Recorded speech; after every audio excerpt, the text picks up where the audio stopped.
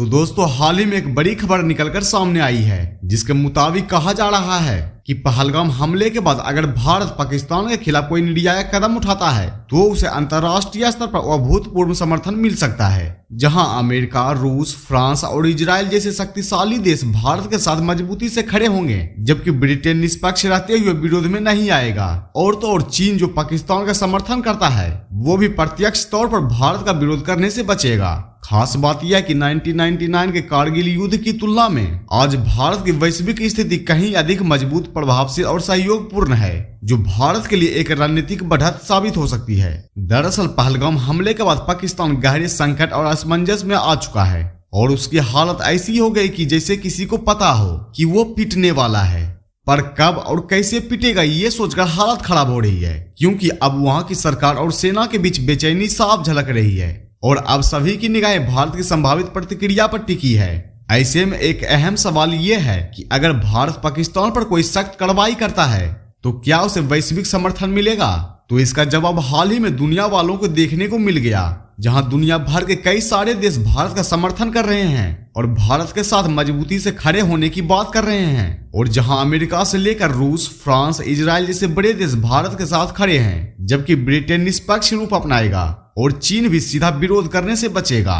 और देखा जाए तो भारत की अंतर्राष्ट्रीय स्थिति इतनी मजबूत हो चुकी है कि उसे न सिर्फ कूटनीतिक समर्थन मिलेगा बल्कि नैतिक और रणनीतिक समर्थन भी। सबसे पहले हमारे लिए ये समझना जरूरी है कि आखिर पाकिस्तान पर कार्रवाई की नौबत क्यों आ रही है। दरअसल मंगलवार को कश्मीर के पहलगाम में एक दिल दहला देने वाली घटना हुई, जहां टीआरएफ से जुड़े आतंकियों ने एक संयोजित और कायरनामा हमला किया।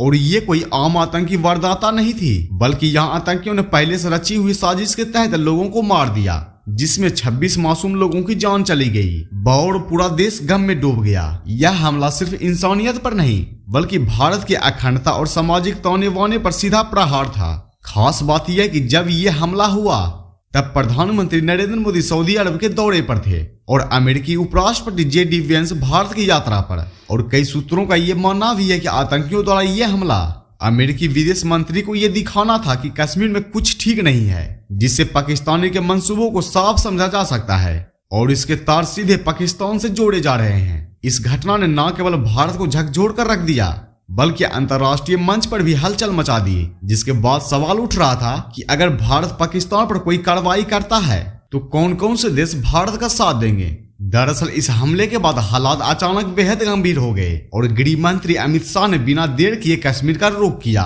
और वहां जाकर सुरक्षा एजेंसियों के साथ हालात की समीक्षा की। और देखते ही देखते कुछ ही घंटों बाद प्रधानमंत्री नरेंद्र मोदी भी सऊदी अरब में अपना आधिकारिक डिनर बीच में छोड़कर भारत लौटने के लिए रवाना हो गए, जिसके बाद पूरे देश में और खासकर सुरक्षा महकमे में रात भर बेचैनी बनी रही, जैसे किसी बड़े फैसले की उल्टी गिनती शुरू हो चुकी है। माहौल इतना तनावपूर्ण था कि लग रहा था कि अगली सुबह कोई बड़ा कदम उठाया जा सकता है। इस बीच एक्स पर दुनिया भर के नेताओं ने इस हमले को लेकर दुख जताया और भारत के साथ एकजुटता दिखाई है। आज भारत की वैश्विक स्थिति पहले से ज्यादा कहीं मजबूत और प्रभावशील है, और अगर हम अंतर्राष्ट्रीय संबंधों की बात करें तो भारत लगभग हर बड़े देश के साथ रणनीतिक साझेदारी और भरोसे के रिश्ते में बंध चुका है। अगर 1999 के कारगिल युद्ध की तुलना करें तो तब भारत के साथ खड़े होने वाले देशों की संख्या सीमित थी और समर्थन भी काफी सतर्क था। लेकिन सवाल यह है कि आज कौन कौन से देश भारत के साथ खड़े हैं और आज की दुनिया में भारत का पक्ष कितना मजबूत है। कारगिल युद्ध के दौरान जब पाकिस्तान ने एलओसी का उल्लंघन किया और घुसपैठ की, तब तत्कालीन अमेरिकी राष्ट्रपति बिल क्लिंटन ने पाकिस्तान पर सीधा दबाव डाला था। उन्होंने पाकिस्तान से यह स्पष्ट रूप से कहा कि वह अपनी सेना को वापस बुलाए और सीमा का उल्लंघन बंद करे।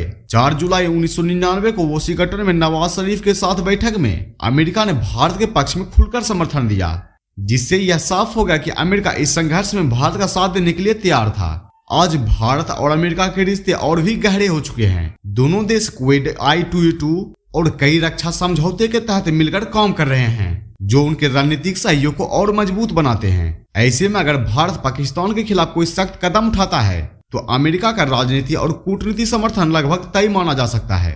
वहीं बात करें रूस की तो कारगिल युद्ध के दौरान रूस ने भारतीय क्षेत्रीय अखंडता का खुलकर समर्थन किया था और यह सहयोग आज भी कायम है। भारत और रूस के बीच रक्षा क्षेत्र में दशकों पुराना साझेदारी है जो समय के साथ और भी मजबूत हुआ है। ब्रह्मोस मिसाइल से लेकर S-400 डिफेंस सिस्टम जैसे आधुनिक सैन्य उपकरणों तक भारत को रूस से कई महत्वपूर्ण सामरिक तकनीकें प्राप्त हुई है। हालांकि रूस आजकल यूक्रेन युद्ध में उलझा हुआ है, लेकिन इसके बावजूद भारत और रूस के रिश्ते बेहद मजबूत बने हुए हैं। रूस ने हमेशा भारत के साथ अपने रणनीतिक संबंधों को प्राथमिकता दी।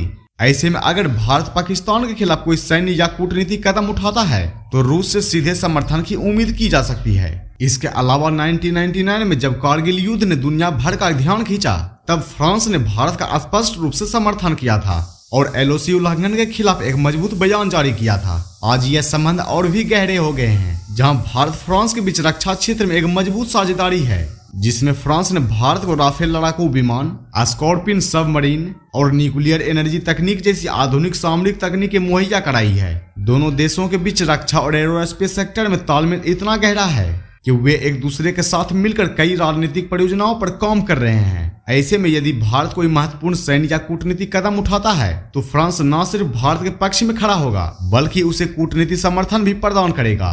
वहीं फ्रांस के अलावा इजराइल और ब्रिटेन भी भारत की हर संभव मदद करने को तैयार है। और अगर हम पाकिस्तान के खास दोस्त चीन की बात करें तो कारगिल युद्ध के दौरान चीन ने एक न्यूट्रल रुख अपनाया था, लेकिन आज भारत चीन के संबंधों में अर्थव्यवस्था और भू राजनीति की अहम भूमिका है। हाल ही में चीन ने भारत को एक महत्वपूर्ण संदेश भेजते हुए राष्ट्रपति को पत्र लिखा, जिसमें कहा गया कि अगर हाथी और ड्रैगन साथ चलें तो वे सबसे शक्तिशाली बन सकते हैं। इस बयान से यह साफ है कि चीन अब भारत के साथ सहयोग के अवसरों को नकारने के बजाय उसे बढ़ावा देने की दिशा में सोच रहा है। चीन भारत के विशाल और तेजी से बढ़ते बाजार को भली भांति समझता है और इस कारण वह भारत के खिलाफ खुले तौर पर खड़ा होने से बचने की कोशिश करेगा। उल्टे भारत के पक्ष में खड़ा होना चीन को न सिर्फ आर्थिक लाभ दिला सकता है बल्कि इससे उसे अंतर्राष्ट्रीय समर्थन भी मिल सकता है। तो आप लोग समझ सकते हैं कि अगर आज भारत पाकिस्तान पर कोई ठोस सैन्य और कूटनीतिक कार्रवाई करता है तो वह 1999 की तुलना में पूरी तरह से अलग परिप्रेक्ष्य में होगा,